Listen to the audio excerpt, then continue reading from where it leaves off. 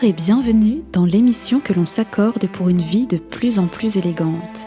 Aujourd'hui, nous parlerons d'élégance d'esprit, nous parlerons de noblesse de cœur, de grille de lecture personnelle et de façon de lire l'autre.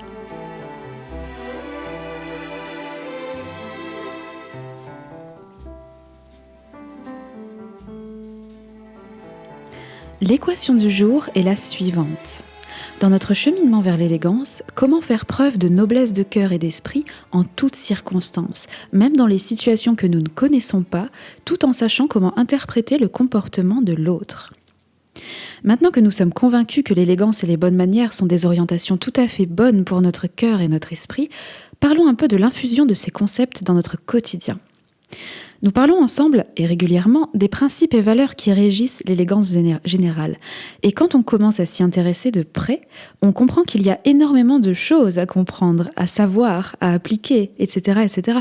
Mais en réalité, selon moi, ce n'est pas tout à fait de cet ordre, en fait.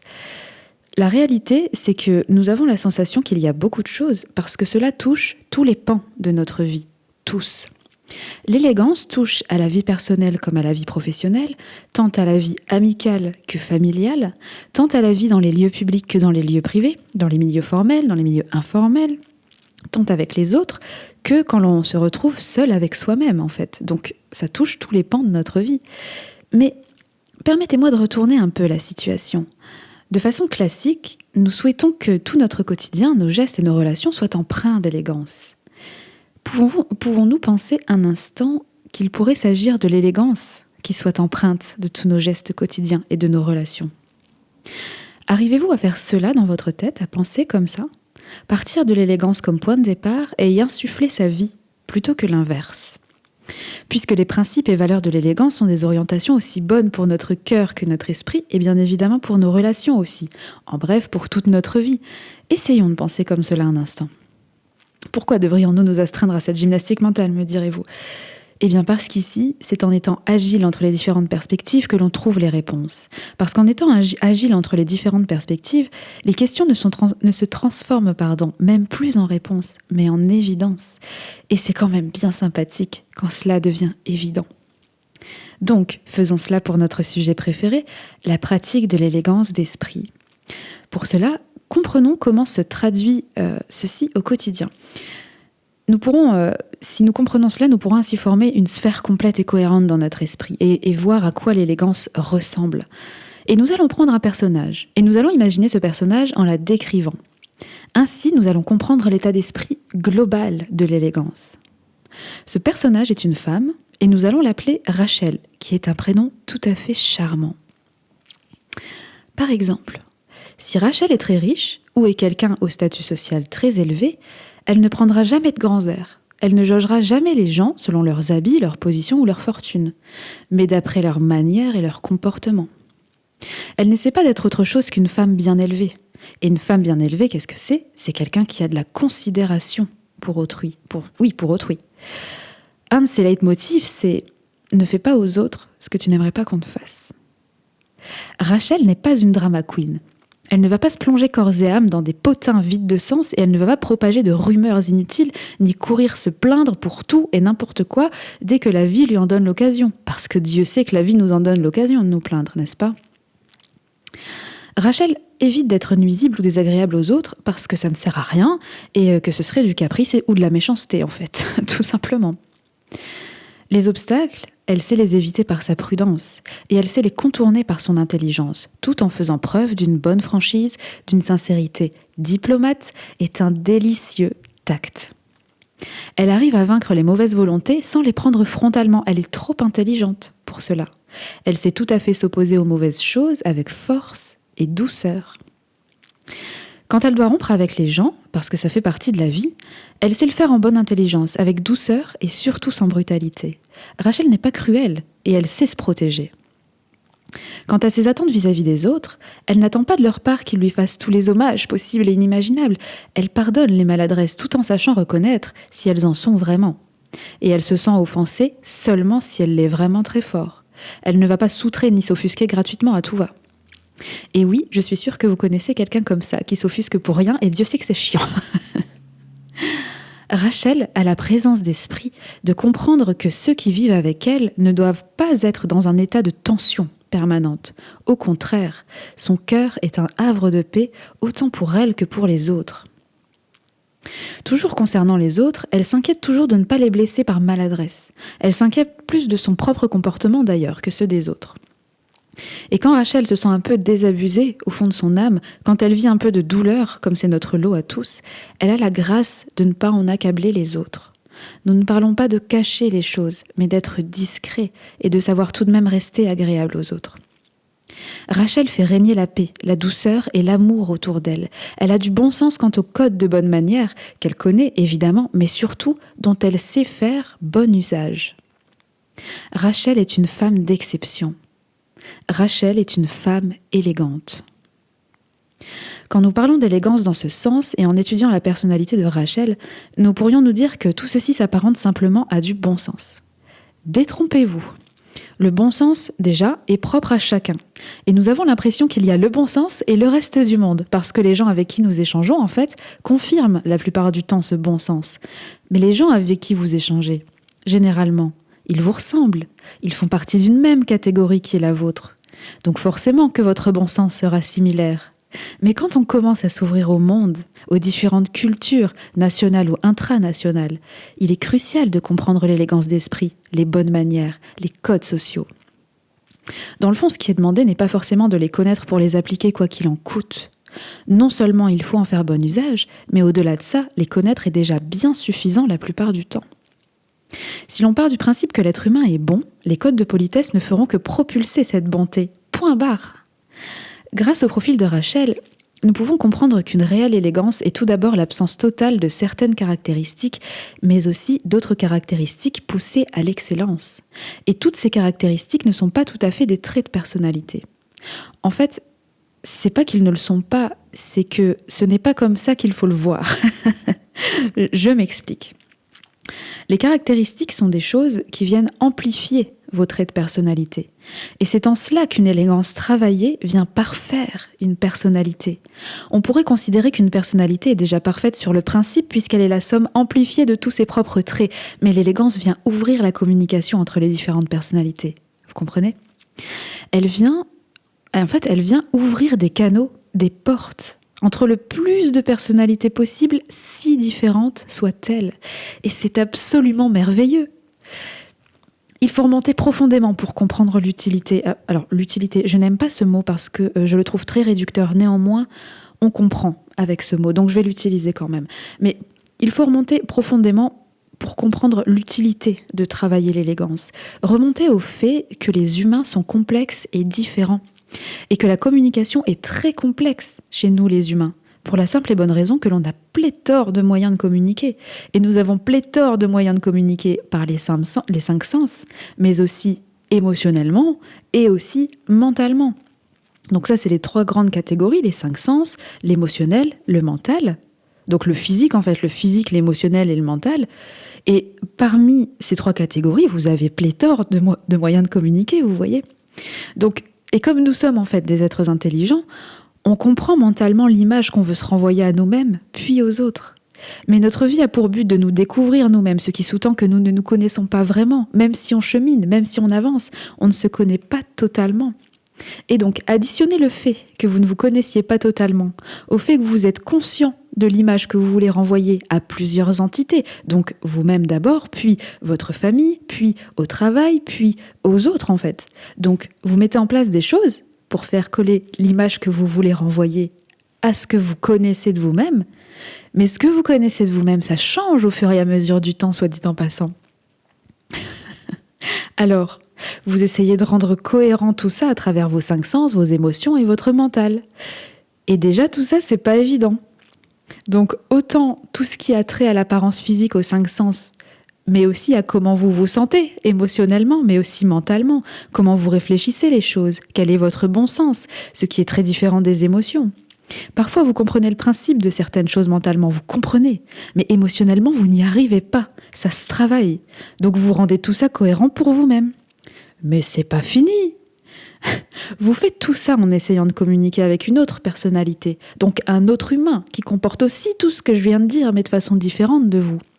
Donc autant dire qu'il y en a des façons d'interpréter entre vous deux, mais cela, ce n'est qu'entre vous deux. C'est sans compter toutes les autres personnalités infiniment différentes avec lesquelles on essaie de se faire comprendre. Et donc en partant du principe que nous souhaitons comprendre les autres et que nous souhaitons qu'ils nous comprennent, nous devons apprendre à communiquer correctement. Et comment faire ? Rachel nous donne la réponse. L'élégance d'esprit. La base. J'espère que je vous ai pas fait flipper. Mon Dieu. Mais c'est quand même... C'est ça, en fait, la réalité. Donc, l'élégance d'esprit nous donne la réponse. Rachel nous donne la réponse. Ajoutez à cette élégance d'esprit, à ce savoir-vivre, les codes de notre culture occidentale et vous obtenez la politesse, la courtoisie, la galanterie. Ajoutez à ceci notre beau patrimoine français, notre magnifique culture nationale et vous obtenez l'étiquette. Et oui, même si ce cher Louis XIV était un peu mégalo sur les bords, il a tout de même contribué à la beauté de l'art de vivre de notre pays.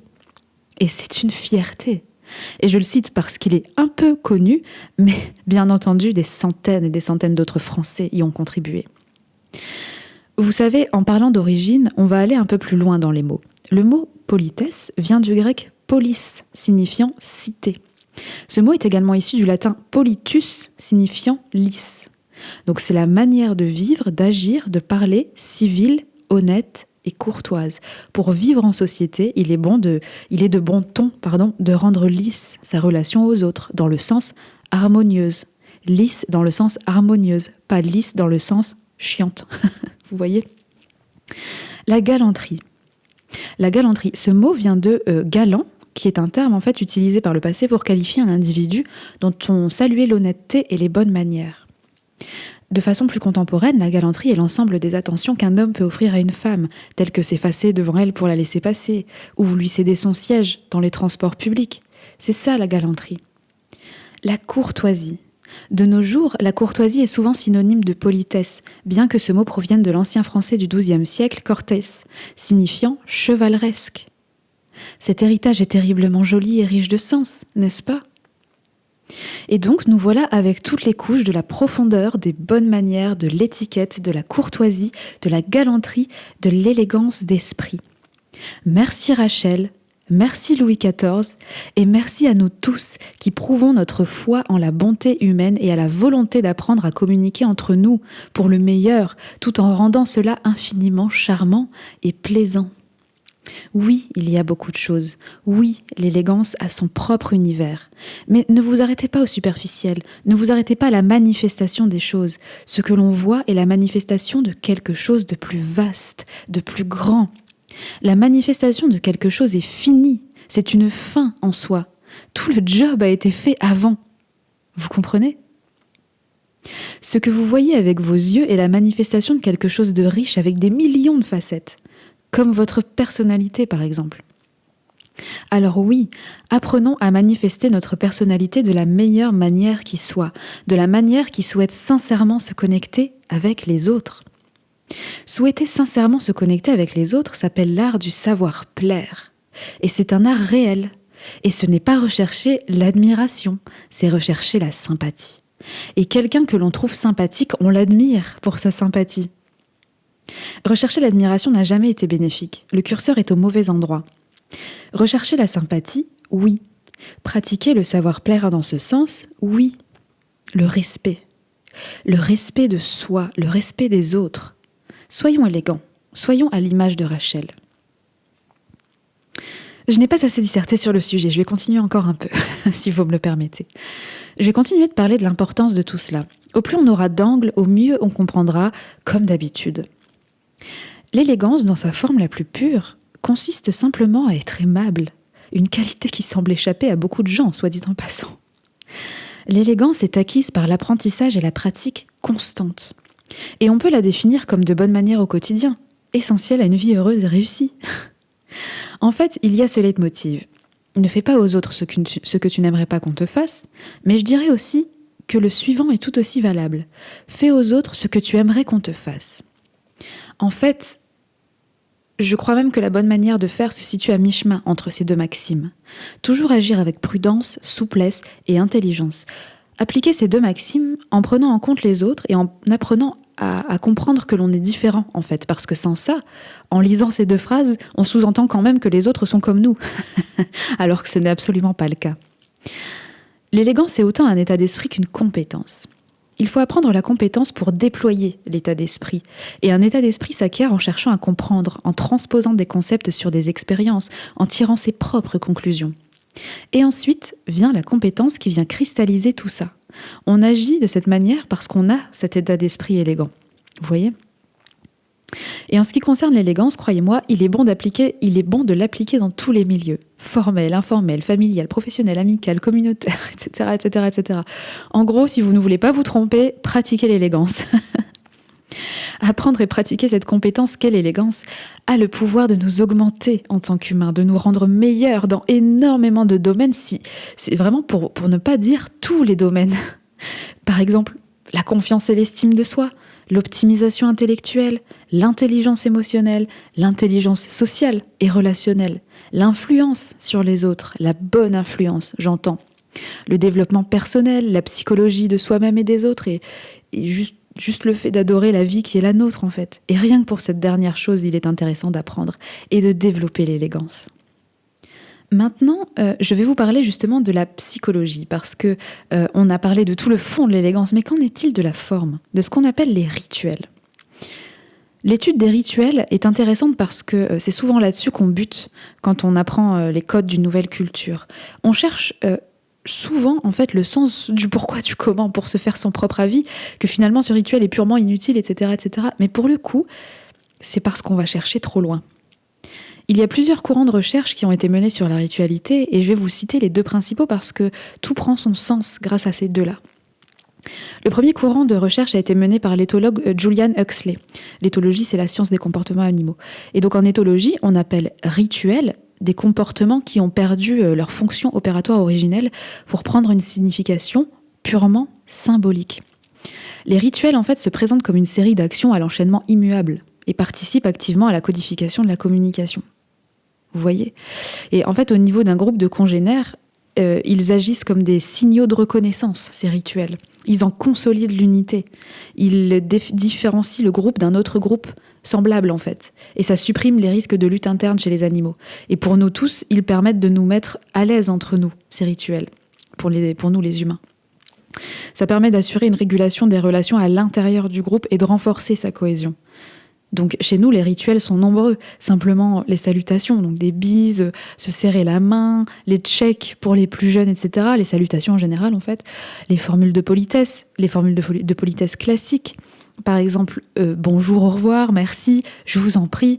Toutes ces choses-là, ça, ce sont des rituels. Et ce sont des rituels pour nous signifier que l'on est à l'intérieur d'un même groupe, pour nous mettre à l'aise les uns avec les autres. Vous comprenez ? Donc tout ça, ce sont des rituels. Un autre courant, lui, appartient au mouvement psychanalytique. Alors c'est un peu plus... c'est différent, mais c'est tout à fait intéressant. Freud y a évidemment participé, et donc à propos de la névrose obsessionnelle, il montre en fait que les rituels sont utilisés comme moyen symbolique pour lutter contre l'angoisse et les mouvements pulsionnels. Donc on met vraiment l'accent sur la maîtrise de l'anxiété et le contrôle des pulsions dans ce courant-là, par rapport aux rituels. Et grâce à ces deux courants-là, en fait, les rituels sont définis comme des actes répétitifs et quasi automatiques, ne pouvant jamais se réduire à de simples actes opératoires, ayant une forte charge symbolique et s'appuyant sur une adhésion à des valeurs sociales et culturelles. Vous voyez ? Donc en fait, en comprenant ces deux courants de pensée, on comprend la règle d'or de l'élégance, qui est d'être à l'aise et de mettre à l'aise. On pratique les rituels, la politesse et les codes de l'élégance pour se mettre à l'aise entre nous, pour s'affilier à un groupe, à une culture, tout en reconnaissant les valeurs de ce groupe, de cette culture. Et en même temps, on se met d'accord pour pratiquer des actions, des rituels qui régulent notre comportement, contre l'angoisse par exemple, et pour être sûr de savoir communiquer correctement avec les autres d'une manière presque universelle.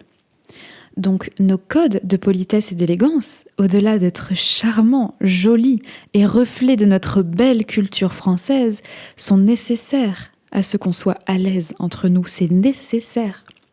De toute façon, on communique. Quoi qu'on fasse, si on est en présence de quelqu'un d'autre, on communique. Alors autant le faire correctement, de façon à ce que tout se passe bien. Et là, je parle de politesse, je ne parle pas d'étiquette. L'étiquette, pour moi, est un moyen de parfaire son art de vivre. À mon sens, l'étiquette est le summum d'une vie romancée. Et ce n'est pas futile, attention, je n'ai pas dit ça. Et c'est pour cela d'ailleurs qu'il y a énormément d'amalgames sur l'élégance et les bonnes manières. Parce que c'est un sujet qui passe par tout l'immense spectre entre l'art de vivre et la nécessité profonde des humains à communiquer. L'élégance passe par tous les aspects du spectre, sans exception.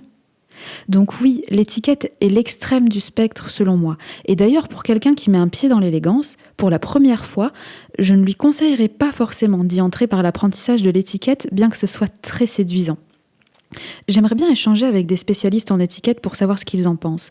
Mais là, comme ça, je dirais qu'il faut déjà réfléchir à quelques prémices sur l'état d'esprit général de l'élégance pour ensuite apprendre toutes les joies de l'étiquette. Si vous voulez, l'étiquette, c'est le pompon de la cerise. C'est le miel de la vie. Vous voyez ? Allons bon. Nous allons parler maintenant de quelque chose d'important. Après avoir parlé des profondeurs de l'esprit humain pour notre bonne culture, il faut avoir le discernement d'analyser les autres. Et ici, je dis bien analyser et non juger. Analyser les autres est crucial dans le sens où, même si nous croyons profondément à la bonté humaine, nous ne sommes pas dupes pour autant et comprenons très bien qu'il y a aussi de la maladresse et de mauvaises intentions qui rôdent. En fait, il y a énormément de choses dans l'analyse des autres, mais ça peut se résumer très simplement en 2 choses. Savoir premièrement s'il est bien ou mal intentionné, et s'il est bien intentionné, est-ce qu'il l'est pour la situation ou est-ce qu'il l'est pour lui-même ? Point barre, ça s'arrête là. Quand je dis pour la situation ou pour lui-même, et non pour vous ou pour lui-même, c'est parce que l'amour inconditionnel n'existe pas ici sur Terre.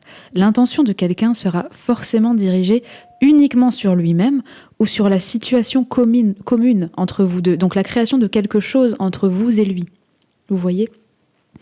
Nous, ce qu'on recherche, c'est bien évidemment quelqu'un qui est bien intentionné pour la situation commune. Tous les principes d'élégance vont en ce sens. Se respecter soi et respecter l'autre également, et ne pas sacrifier l'un au détriment de l'autre. C'est toujours cette notion d'équilibre, de cette notion de réciprocité. Et c'est important de déceler ça, et je pèse mes mots quand je dis déceler, parce que les autres ne vous diront pas leurs intentions avec des mots. Par exemple, on va souvent entendre « Mais enfin, je comprends pas ta réaction, c'est pour toi que je fais ça !» Et sous cette horrible phrase, il y a souvent un joli mensonge, conscient ou inconscient d'ailleurs. La réalité, c'est que la personne, elle fait ça pour elle-même et pas pour vous. Jamais pour vous d'ailleurs. C'est soit elle le fait pour elle, soit elle le fait pour la situation commune. Mais si elle le fait pour elle, ça peut être 1 million de choses. Ça peut être pour pallier un manque de confiance en elle, pour prendre l'ascendant sur vous, pour, d'ailleurs les deux vont ensemble, pour que la situation tourne au bout d'un moment à son avantage, pour se faire passer pour quelqu'un de bien auprès des autres, pour se faire passer pour quelqu'un de bien auprès d'elle-même, pour vraiment beaucoup, beaucoup de choses, vous voyez ? C'est pas si simple. Mais, et d'ailleurs, sous cette phrase-là, il y a souvent un concept qui s'appelle le chantage affectif. Mais nous n'en parlerons pas maintenant. Nous n'en parlerons pas maintenant parce que ce n'est pas le sujet. Je m'égare toute seule dans ma langue, dans mes mots, là. Et donc, là où la plupart des gens tombent dans le piège, c'est que quand ils comprennent les intentions des autres à l'étape 0, c'est-à-dire quand ils ont compris un petit bout de ce que constituent les intentions des autres, ils vont surréagir directement et plomber tout de suite le potentiel d'un riche cheminement commun, en fait.